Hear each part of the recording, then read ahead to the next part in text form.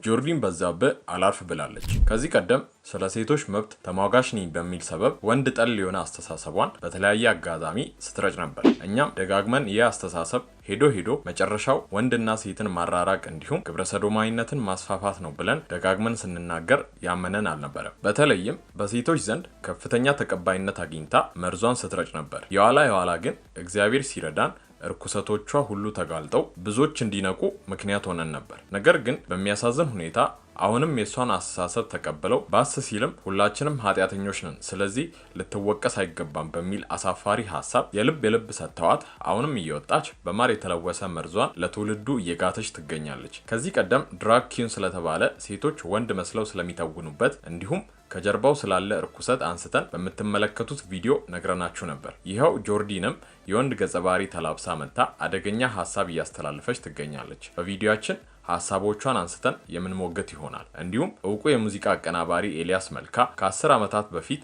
ስለ ፌሚኒዝም የተናገረውን እና ዛሬ ላይ እነ ጆርዲን የሚያደርጉትን ነገር እንዲሁም ከጀርባው ያለውን ነገር ፍንትው አድርጎ የሚያሳይ ንግግር እጅግ ጠቃሚ ሆኖ ስላገኘ ነው የምናደርሳችሁ ይሆናል። በተጨማሪ በኢትዮጵያ በርካታ እንስት የእግር ኳስ ተጫዋቾች በግልጽ እየወጡ የተመሳሳይ ጾታ አፍቃሪ እንደሆኑ በድፍረት እንደሚናገሩ ጭምር ያገኘነው መረጃ አለ። ሁሉንም በቅደም ተከተል ወደ እናንተ የምናደርስ ይሆናል። ቪዲዮ ብዙዎች ጋር ደርሶ ከጥፋት ይታደጋቸው ዘንድ ልባዊ ምኞታችን ነውና ውድ ቤተሰቦቻችን ሼር አድርጉልን እያልን ጉዳዩን በዝርዝር እንመለከታለን። ብዙ ጊዜ ብለነዋል። የሴት ልጅን ጥቃት ለመቃወም ወንድ ጠል ፌሚኒስት መሆን አያስፈልግም። አዎ፣ የሴት ልጅን ጥቃት ለመቃወም እግዚአብሔርን የሚፈራ ሰው መሆን ብቻ በቂ ነው። ጆርዲንም ሆነች ሌሎች ፌሚኒስቶች ትኩረታቸው የሴት ልጅ ጥቃትን ማስቆም ከመሰላችሁ ተሳስታችኋል። ለዚህም ጆርዲን እየወጣች የምትለፍፈውን ማዳመጥ በቂ ነው። ወዴት ነው የሚመራሽ ወንድ? ወደ ጦርነት? ወደ ድህነት? እነዚህ ሰዎች እንግዲህ ወንድን አውሬ አድርገው ነው ለማቅረብ የሚጋጋጡት። ከወንድ ልጅ ድብ ይሻለኛል የሚሉ ናቸው። ነገር ግን ወደድንም ጠላንም ወንድ ከእግዚአብሔር አምሳል የተፈጠረ ሰው ነው። ወንድ እግዚአብሔር እስትንፋሱን እፍ ያለበት የባህሪው ተካፋይ ነው። ወንድና ሴት በእግዚአብሔር ከሌሎች ፍጥረቶች ሁሉ ተለይቶ የተሰሩ ክቡር ፍጥረት ናቸው። እውነት ነው፣ ሴት ልጅ ላይ ጥቃት የሚፈጽሙ በርካታ ወንዶች አሉ። እጅግ አሰቃቂ ነገር የሚያደርጉም ብዙዎች ናቸው። ነገር ግን ይህ በደፈናው ወንድን ልጅ ከድብ እንድናሳንሰውና በጅምላ እንድንፈርጅ የሚያደርገን አይደለም። ወንጀልም ጥቃትም ኃጢአት ወደ ምድር በመምጣቱ የተፈጠሩ የኃጢአት ውጤቶች እንጂ ወንድ ሆኖ የመፈጠር ውጤቶች አይደሉም። ኃጢአትም ሆነ ሰውን መጉዳት በወንድም ሆነ በሴት ሊፈጠር የሚችል ነገር ነው። ወንድ ሆነው ያሳደጉን ስንት መልካም አባቶች አሉን። ወንድ ሆነው ለሚስቶቻቸው ጥሩ ባል የሆኑ ስንትና ስንት ወንዶች አሉ። በጅምላ እየመጡ እነ ጆርዲን ወንድ አውሬ ነው ሲሉ እነሱንስ አስበው ይሁን? አንዴ የተነካ ጋንንት መለፍለፉ አይቀርምና ይኸው ጆርዲንም በየጊዜው እየመጣች መለፈፏን ቀጥላለች። የሰሞኑ አጀንዳዋ ደግሞ እንደ ከዚህ ቀደሙ ሁሉ ወንድ ልጅን አስፈሪ ፍጥረት አድርጎ ማቅረብ ነው። ወንድን በዚህ መንገድ ማቅረብ ጆርዲን ከራሷ ያመጣችውና የእሷ ብቻ ሀሳብ አይደለም። ይህ አንዱ የፌሚኒዝም ትሩፋትና ትውልዱን ወደ እርኩሰት የመምራት መንገድ እንጂ በሴቶች ዘንድ ይህን ጥላቻ በመፍጠር ሴት ወንድን እንዳታገባ ያደርጋሉ። ከዚያ መጨረሻው ሌዝቢያኒዝምን በትውልድ መሃል ማስረጽ ነው። ይህ ደግሞ አሁን የተጀመረ ሳይሆን ከ1970ዎቹ ጀምሮ ያለ ነገር ነው። እዚህ ጋር እንደምትመለከቱት ፌሚኒዝም ከሰዶማዊነት ጋር ይገናኛል ብላችሁ ብትጠይቁ የምታገኙት መልስ አዎ በደንብ ነው የሚል ነው። ፌሚኒዝም ግብረ ሰዶማውያንን ይደግፋል ብትሉ መልሱ አዎ ነው። ጆርዲን በዛብህ ከዚህ በተጨማሪ ከሰሞኑ እንደዚህ ጺም አድርጋ የወንድን ገጸ ባህሪ ስትተውን ይታያል። ታዲያ ይሄ ምኑ ላይ ነው ችግሩ? ከዚህ ቀደም ሌሎችም ቲክቶከሮችስ ያደርጉት የለ ወይ ልትሉ ትችላላችሁ። ነገር ግን ይህ በጣም አደጋ ያለው አካሄድና ምን ያህል ትውልዱን መቀመቅ የሚከት ነገር እንደሆነ በዝርዝር ከዚህ ቀደም ስለገለጽንላችሁ መድገም እንዳይሆንብን ቀደም ሲል እንዳልናችሁ ይህን ቪዲዮ ያላያችሁ ማየት ትችላላችሁ። የቪዲዮን ሊንክ ዲስክሪፕሽን ቦክስ ላይ እንዲሁም በዚህ ቪዲዮ መጨረሻ ላይ ማግኘት ትችላላችሁ። ጆርዲን በዚህ ቪዲዮ በባልና በፍቅረኛ ስለመደፈር ትናገራለች። ሴቷ ሳትፈልግ ወንዱ በግድ ወሲብ እንዲፈጽም ያደርጋል። ሴቷ ፈቅዳ ነው መሆን ያለበት ስትል ትደመጣለች። በመጀመሪያ ደረጃ ከፍቅረኛ ጋር የሚደረግ ወሲብ የሚልን አስተሳሰብ የሚደግፍ ሃይማኖትም ባህልም የለንም። እግዚአብሔር የፈቀደው ወሲብን ለባልና ለሚስት እንደሆነ መዘንጋት የለበትም። ሲቀጥል ደግሞ በትዳር ውስጥ ያለው ወሲብ ፍቅር ላይ የተመሰረተ እንጂ ሕግ ላይ የተመሰረተ መሆን የለበትም። እነ ጆርዲን እየመጡ ሚስት ባሏን ወሲብ እንድትከለክለው የሚያበረታቱት ሀሳብ እንጂ ተገቢ ያልሆነና ወደ ትዳር መፍረስ የሚመራ መርዛማ ሀሳብ ነው። ለዚህም ነው ሐዋርያው ቅዱስ ጳውሎስ አንደኛ ቆሮንቶስ ምዕራፍ 7 ላይ ሚስት በገዛ ስጋዋ ላይ ስልጣን የላትም፣ ስልጣን ለባሏ ነው እንጂ፣ እንዲሁም ደግሞ ባል በገዛ ስጋው ላይ ስልጣን የለውም፣ ስልጣን ለሚስቱ ነው እንጂ ካለ በኋላ ወረድ ብሎ እርስ በርሳችሁ አትከላከሉ የሚልን መልእክት ለባለትዳሮች የሚያስተላልፈው። እንግዲህ እንዲህ ያለው መልእክት ለነጆርዲን ኋላ ቀርነት ነው። መጽሐፍ ቅዱስና ሃይማኖትም ለነሱ ጨቋኝ ነው። እዚህ ከጥቂት ዓመታት በፊት በሞት ያጣነው የሙዚቃ አቀናባሪ ኤልያስ መልካ በአንድ ወቅት ለዛ የሬዲዮ ፕሮግራም ላይ ቀርቦ የተናገረው ነገር ጉዳዩን ይበልጥ ግልጽ ያደርገዋልና ሰምተነው እንመለስ። በተለይ አሁን ሳይንስ ካለ ዓለም ሳይንስ አይጠረጠርም።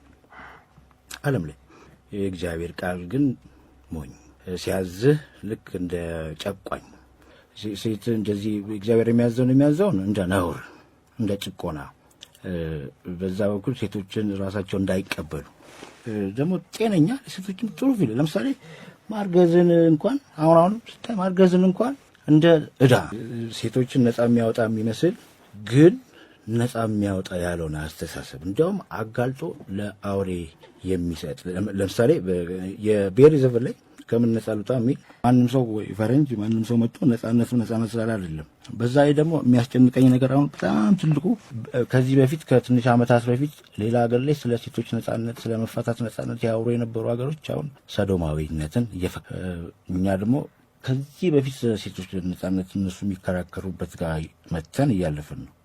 ይሄ ነገር መጀመሪያ የሰዶም እርኩሰት መጀመሪያ ሀገር ውስጥ ፍቺ ነው የሚያበዛው። ፍቺ እስቲ ኢትዮጵያ ነኝ ፍቺ ከሆነና ከትንሽ ዓመታት በፊት ያለውን ፍቺ ሪከርድ ቢታይ ፍቺ አሁን ይሄ መጀመሪያ ስለ ሴቶች ነፃነት የሚመስል ሴቶችን ግን በሚጎዳ መንገድ ፍቺ እያበዛና ሀገር ውስጥ ፍቺው እየበዛ ሴት ይሄ ነው እጅግ የሚያሰለኝ በሀገራችን ላይ በተለይ ሴቶችን ነፃ በሚያወጣ የሚመስል።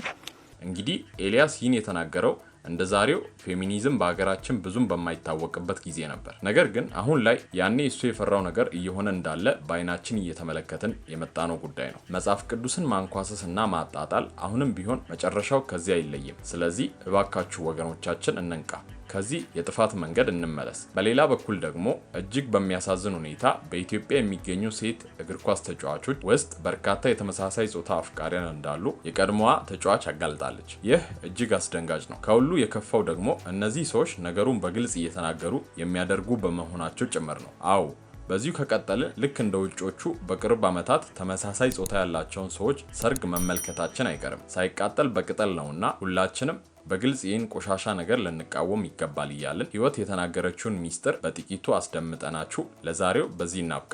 ተጫዋቾችም አሉ። እኔ በግልጽ አጋልጣለሁ። የተናገርኳት ልጅ ደግሞ አለች። ስለዚህ በግልጽ አጋልጣለሁ። እምቢ ካላችሁ አሁን አይደለም እዚህ ስለወጣው ሳይሆን ሀገር ቤትም ሆኜ ስንቶቻችሁን የተናገርኩኝ ልጆች አላችሁ።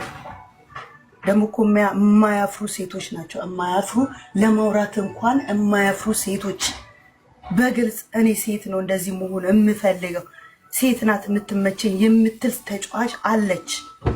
እባካችሁ እናንተ ልጆች ስማችሁን ከማጋለጤ በፊት እባካችሁ ትውልድን አድኑ። ምን እባካችሁ በቃ እነዚህ ልጆች ኳስን ሊያበላሹ ነው የሚገቡት። ስለዚህ እራሳችሁ አጋልጣለሁ።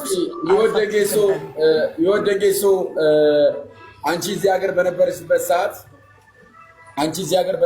ሰዓት እንግዲህ ያው ብዙ እንደዚህ አይነት ነገሮችን ስትሰሚ ነበርና ሴት ለሴት ግንኙነት እንግዲህ በኢትዮጵያ ሕገ መንግስት የሚያስቀጣ ወንጀል ነውና አሁን እኛ ሁላችንም የሚያዝነው ወደ ሕግ መሄድ ነው፣ ወደ ክስ ነው የምንሄደውና አንቺም እተባበራቸዋለሁ እያልሽ ነውና የምትይው በመጨረሻ የምታስተላልፊላቸው መልዕክት የሚሰሙሽ ከሆነ ምንድን ነው?